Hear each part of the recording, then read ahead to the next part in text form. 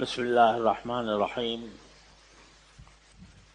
الحمد لله رب العالمين، والصلاة والسلام على سيدنا ونبينا ومولانا محمد خاتم النبيين وإمام المرسلين وعلى آله وأصحابه أجمعين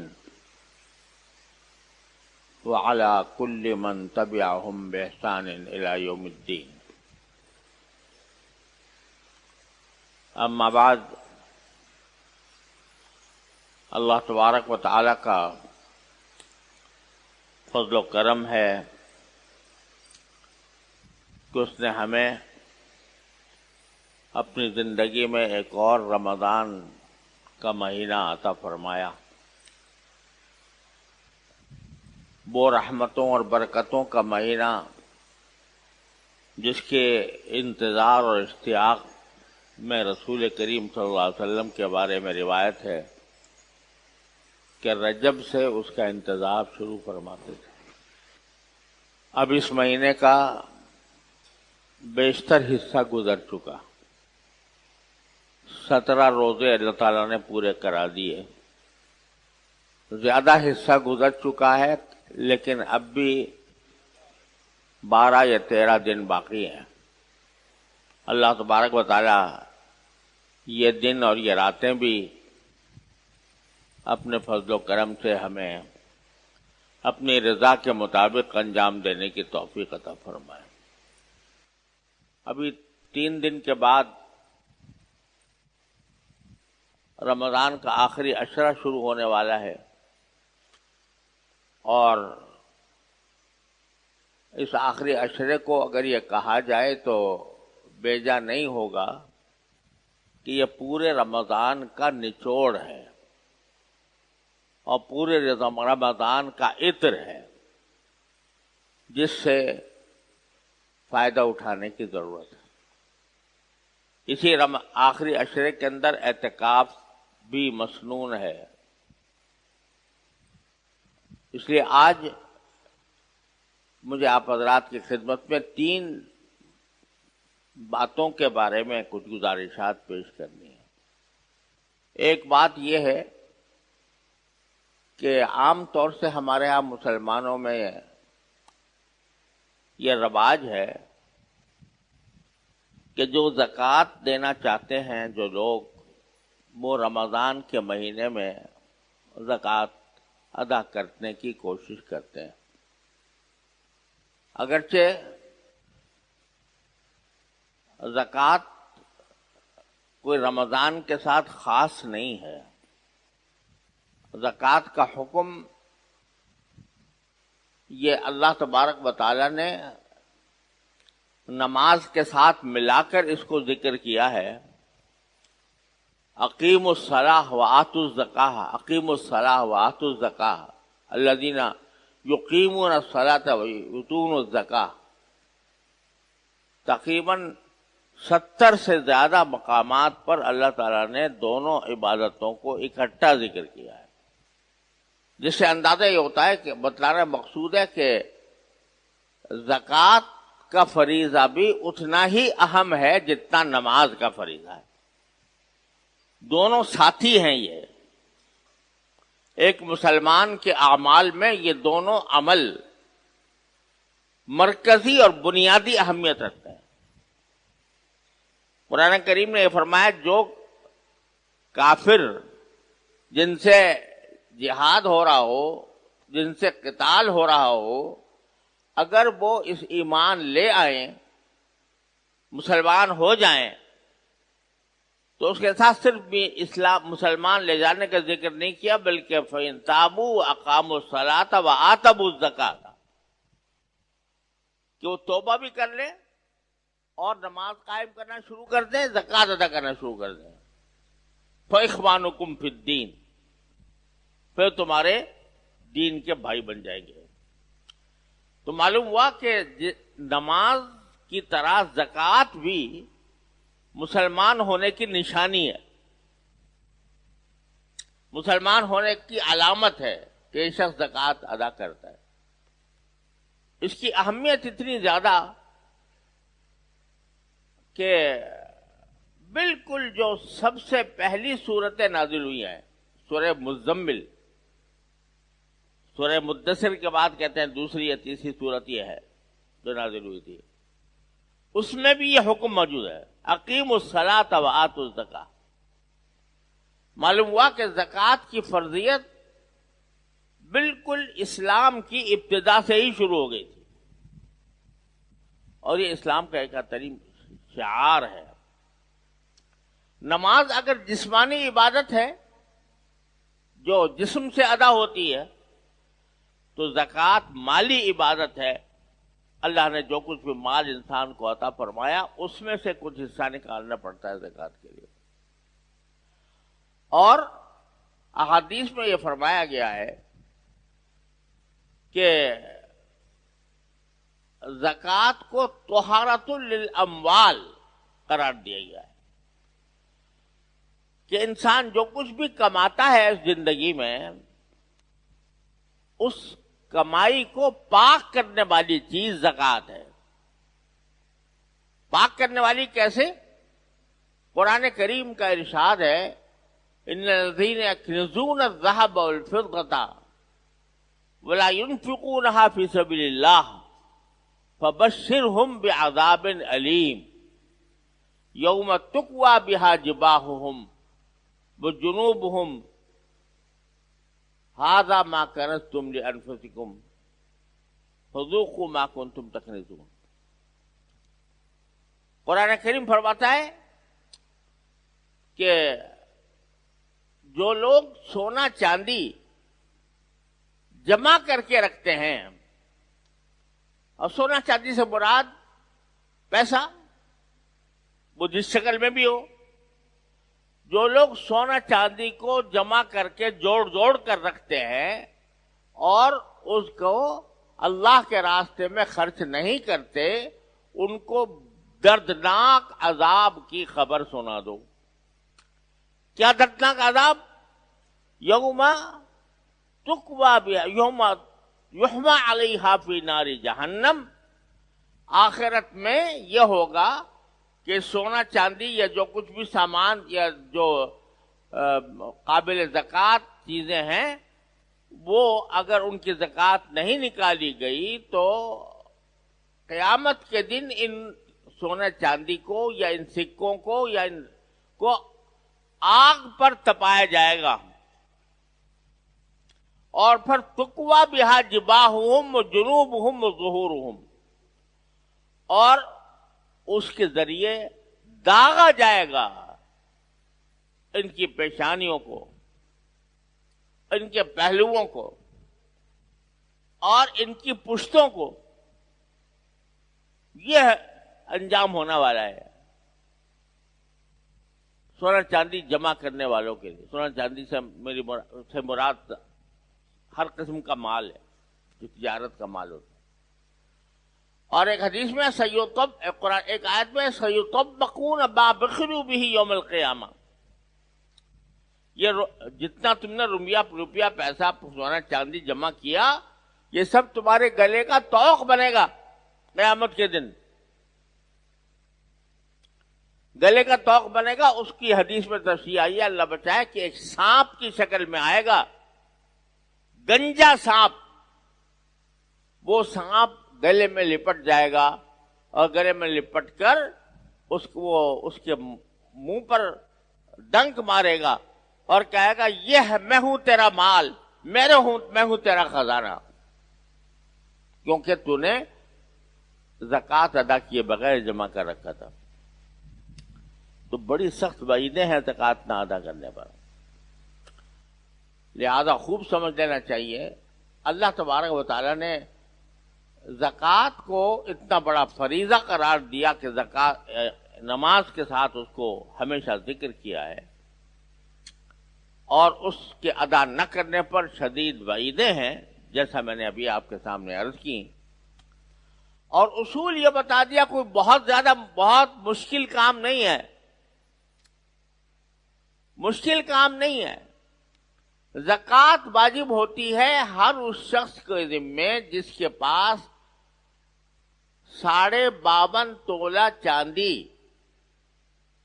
یا اس کی قیمت کا روپیہ یا اس کی قیمت کا سامان تجارت موجود ہو۔ 52.5 تولہ چاندی کی قیمت آج کل کے حساب سے 1,39,000 روپے بنتی ہے۔ 1,39,000 روپے۔ اگر کسی شخص کے پاس 1,39,000 روپے ہے، اپنے پاس رکھے ہیں، بینک میں رکھے ہوئے ہیں، تو اس کے اوپر زکوٰۃ واجب ہوگی۔ 1,39,000 سے کم ہے تو اس پر زکوٰۃ واجب نہیں ہے۔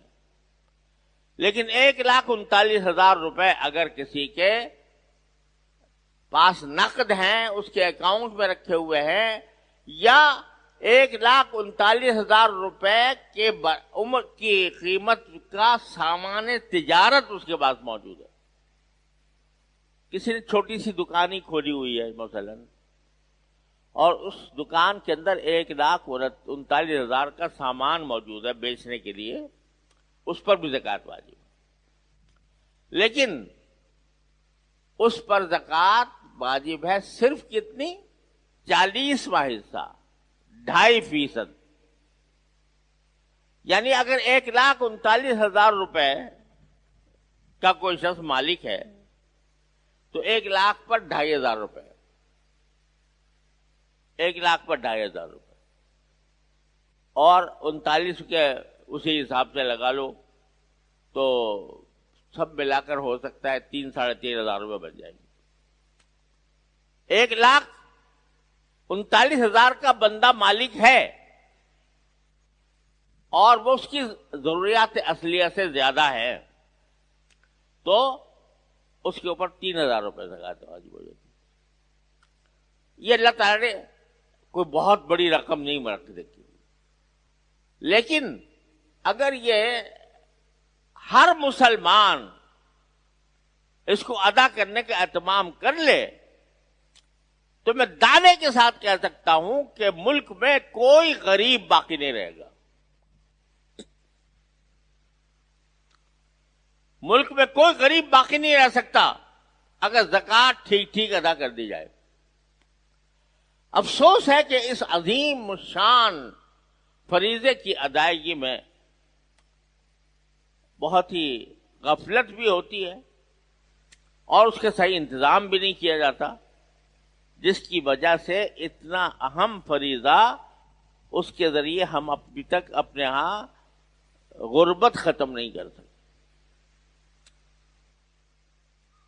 یہ اللہ تبارک و تعالیٰ کا فرمان ہے۔ اب اس میں ایک بات اور بتانی ضروری ہے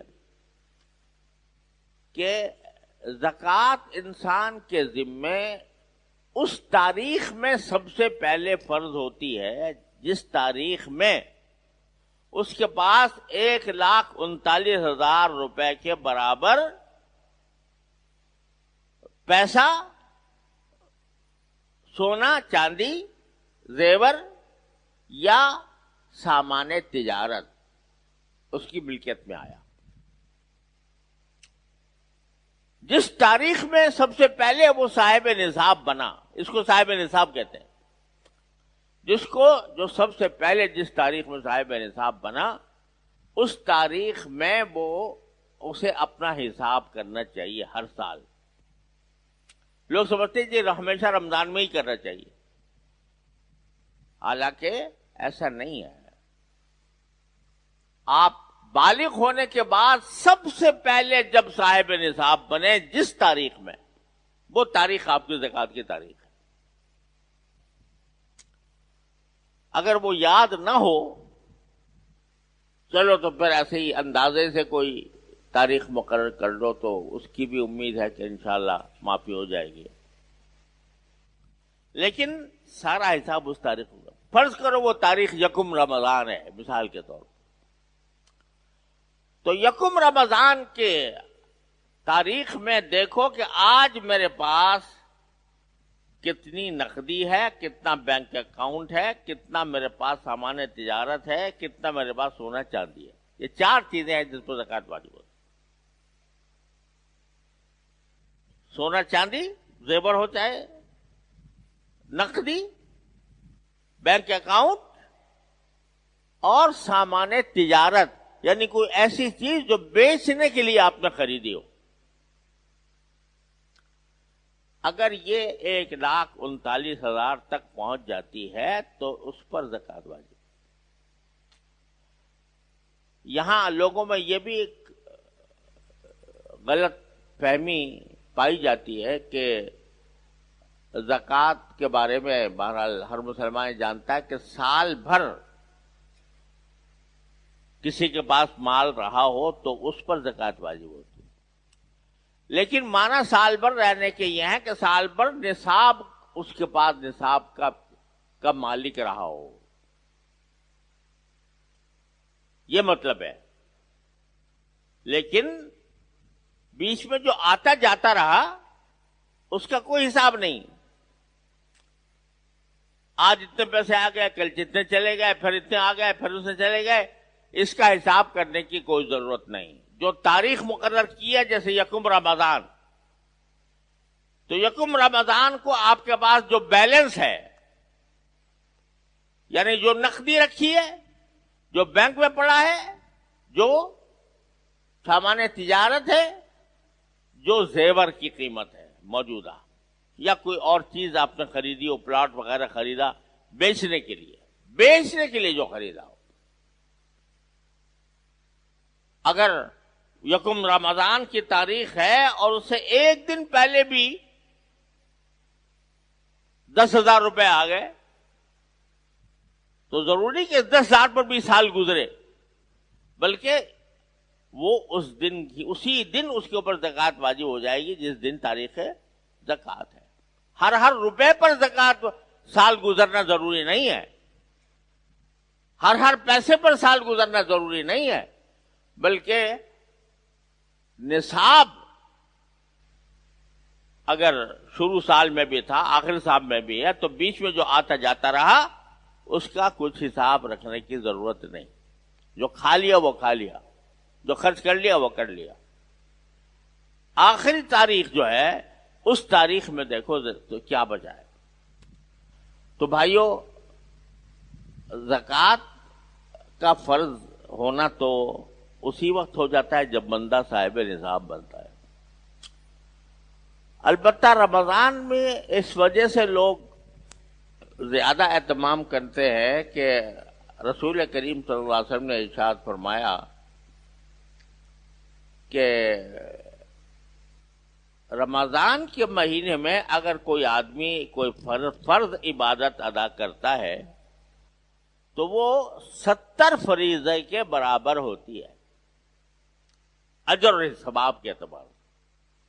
یعنی اگر رمضان کے اندر ایک رکعت پڑی تو اس کا ثواب 70 رکعتوں کے برابر ہے، فرض نماز۔ لہذا زکوٰۃ کا بھی اگر 1 روپیہ دیا تو وہ 70 روپے دینے کے برابر ہے، 1,000 دیا تو 70,000 دینے کے برابر ہے اجر و ثواب کے اعتبار سے۔ اس لیے لوگ رمضان کو ترجیح دیتے ہیں کہ رمضان کے اندر زکوٰۃ ادا کی جائے تاکہ اس پر 70 گنا ثواب ملے۔ لیکن یہ بھی یاد رکھ لینا کہ یہ اس وقت ہے جبکہ اب آدمی کے پاس رمضان سے پہلے بھی دینے کو ہے، رمضان کے بعد بھی دینے کو ہے، جو ضرورت مند ہے وہ اس کی ضرورت رمضان میں سامنے آئی ہے۔ لیکن بعض اوقات ایسا ہوتا ہے کہ رمضان سے پہلے ایک تنگ دست آدمی ہے، ضرورت مند آدمی ہے، زکوٰۃ کا مستحق ہے، اس کے گھر میں فاقہ ہو رہا ہے، آپ کہیے ابھی میں رمضان میں دوں گا، جب رمضان آ جائے گا۔ وہ تو بیچارہ فاقے میں مبتلا ہے، پتہ نہیں وہ اس فاقہ کشی میں مری نہ جائے، آپ کہتے ہیں جی میں رمضان میں جا کے دوں گا زکوٰۃ۔ تو یہ ظلم ہے جو شریعت کے اندر بالکل جائز نہیں ہے۔ جب ضرورت ہو تو رمضان سے پہلے بھی ادا کیا جائے، لیکن ہاں جب پہلے کی ضرورتیں پوری ہو رہی ہے تو رمضان میں ادا کرنے میں 70 گنا ثواب دیا جائے۔ آخری بات یہ عرض کرنا چاہتا ہوں، یوں تو زکوٰۃ کے بہت مفصل احکام ہیں، کتابیں بھی لکھی ہوئی ہے. میرے بڑے بھائی حضرت مولانا مفتی احمد رفیع صاحب دامت رحمۃ اللہ تعالی علیہ کی کتاب ہے احکام زکوٰۃ کے نام سے. مختصر رسالہ ہے، لیکن زکوٰۃ کے سارے احکام بہت جامع انداز میں اس میں بیان فرما دیا ہے. ہر مسلمان کو پڑھنا چاہیے، مسائل جاننے چاہیے. تو مسائل تو بہت ہیں. کہاں خرچ کریں زکوٰۃ؟ تو خوب سمجھ لیجئے کہ زکوٰۃ کے سب سے پہلے مستحق انسان کے اپنے وہ رشتہ دار ہیں کہ جو غریب ہوں. سب سے پہلے استحقاق جو ہے اپنے رشتہ داروں کا ہوتا ہے. دو رشتے تو ایسے ہیں کہ ان کو زکوٰۃ نہیں دی جا سکتی. ایک باپ بیٹے کو نہیں دے سکتا، بیٹا باپ کو نہیں دے سکتا، شوہر بیوی کو نہیں دے سکتا، بیوی شوہر کو نہیں دے سکتی. باقی جتنے رشتے ہیں اگر وہ مستحق زکوٰۃ ہیں، صاحب نصاب نہیں ہیں، چاہے بھائی ہو یا بہن ہو، چچا ہو، بھتیجا ہو، پھوپھی ہو، خالہ ہو، مرد ہو، عورت ہو، اپنے رشتہ داروں میں سے اگر کوئی غریب ہے، غریب ہونے کے بعد صاحب نصاب نہیں ہے، تو اس کو زکوٰۃ دینا افضل ہے. اس میں دوہرا ثواب ہے، ایک زکوٰۃ کا ثواب اور دوسرے رشتہ داری کے حقوق ادا کرنے کا ثواب، صلہ رحمی کا ثواب. تو سب سے زیادہ مستحق اپنے رشتہ دار ہیں. اور اپنے پڑوسی، اپنے پڑوس میں اگر غریب لوگ رہتے ہیں اور بیچارے ضرورت مند ہیں، تو پڑوسیوں کا حق دوسروں پر مقدم ہے. تیسرا حق جو ہے، تیسرے نمبر پر جو زیادہ حقدار ہیں، یہ وہ لوگ ہیں جو دین کے کسی کام کے لیے نکلے ہوئے ہیں اور دین کے کام میں مشغول ہونے کی بنا پر یہ روزی کمانے سے قاصر ہے. ایک دین کا طالب علم ہے، وہ دین کو سمجھنا چاہتا ہے، پڑھنا چاہتا ہے، اپنے گھر بار کو چھوڑ کر آیا اس لیے کہ اس کے پاس اتنا وقت نہیں ہے کہ وہ اپنے لیے روزی کمائے. یا کوئی مجاہد ہے، جہاد کے راستے میں نکلا ہوا ہے اور اس کے پاس اتنا موقع نہیں ہے کہ وہ اپنے روزی کمائے. تو ایسے لوگ جو دین کے کسی کام میں مشغول ہونے کی وجہ سے روزی کمانے سے روزی نہ کما رہے ہوں، دین کے کام میں لگے ہوئے ہوں، یہ پھر تیسرا حق جو ہے ان کا ہوتا ہے. اسی لیے ہمارے حضرت والد ماجد قدس اللہ تعالیٰ سرہ بانی دارالعلوم حضرت مولانا مفتی محمد شفیع صاحب رحمۃ اللہ علیہ، اللہ تعالیٰ ان کے درجات بلند فرمائے، وہ فرمایا کرتے تھے کہ کسی دینی مدرسے کے پڑھنے والے طلباء کو زکوٰۃ دینا، یہ اس میں دو ثواب ہے، ایک زکوٰۃ کی ادائیگی کا، دوسرے علم دین کی ترقی میں حصہ لینے کا. اسی طرح آج کل جو مجاہدین ہیں،